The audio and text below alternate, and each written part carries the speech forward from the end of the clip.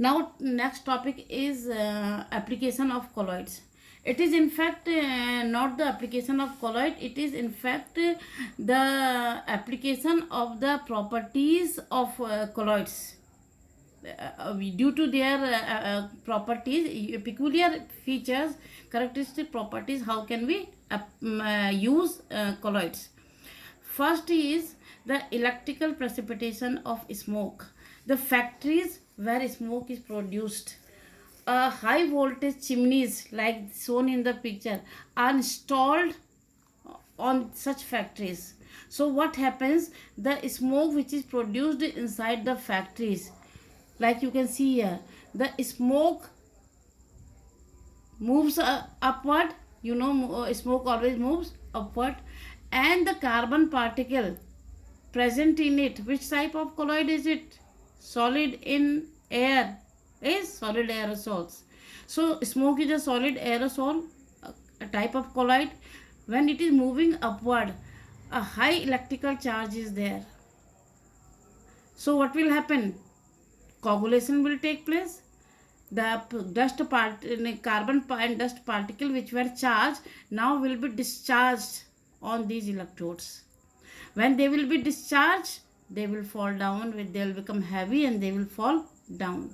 Only the air, hot air, will go into the atmosphere. Thus, the pollution of air can be prevented. Pollution by particulate matter which otherwise would have gone into the atmosphere, it stopped, is prevented. This apparatus is called Cotterell smoke precipitator. Clear? So you can see the smoke coming from here, and only the hot gases are going out into the atmosphere. Rest of the particulate matter is falling down. Now, next application of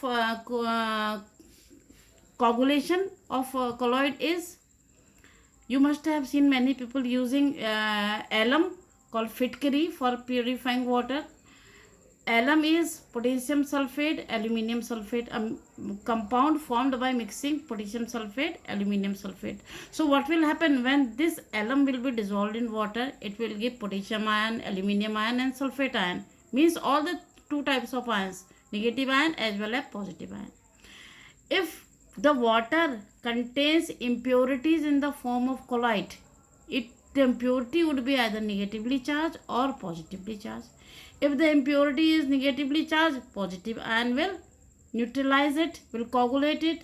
If the impurity is positively charged, negative ion will coagulate it. Or if negatively charged, then positive. So whatever it is, the coagulation of the impurity present in drinking water will be coagulated. It will become heavy and will settle down. Water will become pure. So this time, sometimes you have in lower classes you must have read about loading. Loading means the impurities become heavy and they settle down. The next property is medicine. Many colloids, the soul of gold, soul of silver, they are used for the treatment of a specific type of diseases like argyrol. A silver sol, it is used as eye lotion. A gold and antimony salts are used in the treatment of a disease called kala jar. So these are the uses. Colloidal gold is intravenous injection, is used in giving intravenous injection. Milk of magnesia, you must have heard. Milk of magnesia for you use at antacid, that you have studied in class 9 10th to neutralize the acid.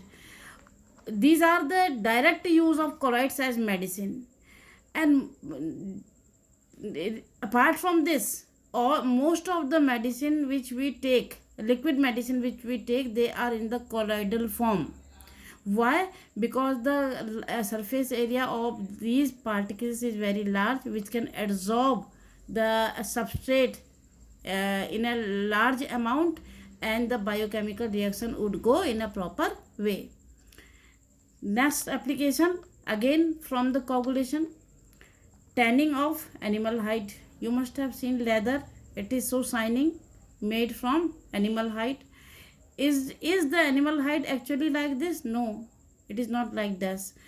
Animal hide contains, it is just sort of colloid which has positively charged particles on its surface, and tanning is negatively charged compound which is obtained from the plant.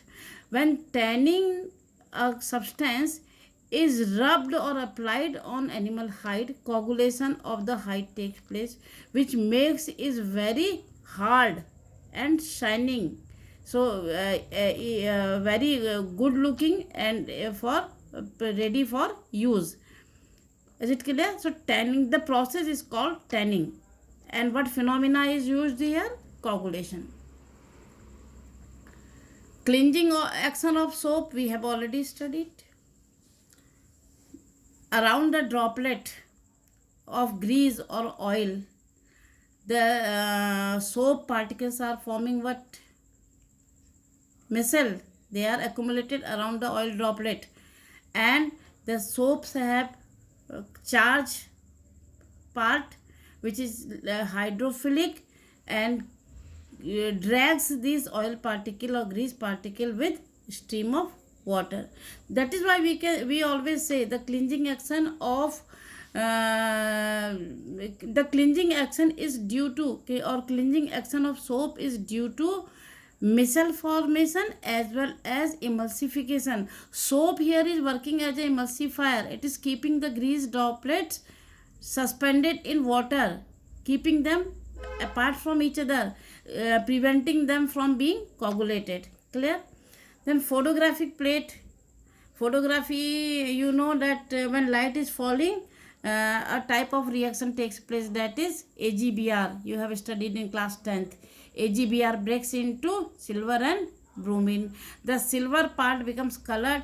So whatever part of your body is white, that appears black in the negative, and what is part is black, that appears transparent. So a negative, you must have seen the negative of photographic film is used. The AgBr is used in the form of colloid in gelatin. We dissolve AgBr in gelatin, forming a colloid which is applied on the photographic film and used for photography. Rubber industry, rubber we obtain from plant. You know, it's in the form of liquid. That liquid is a colloid. So it's a in appearance. If you will see, if you get a chance to see rubber plant, you can visit any site of where the rubber is being extracted from plant. You will see it is almost a type of milk. Then how do we get rubber from it?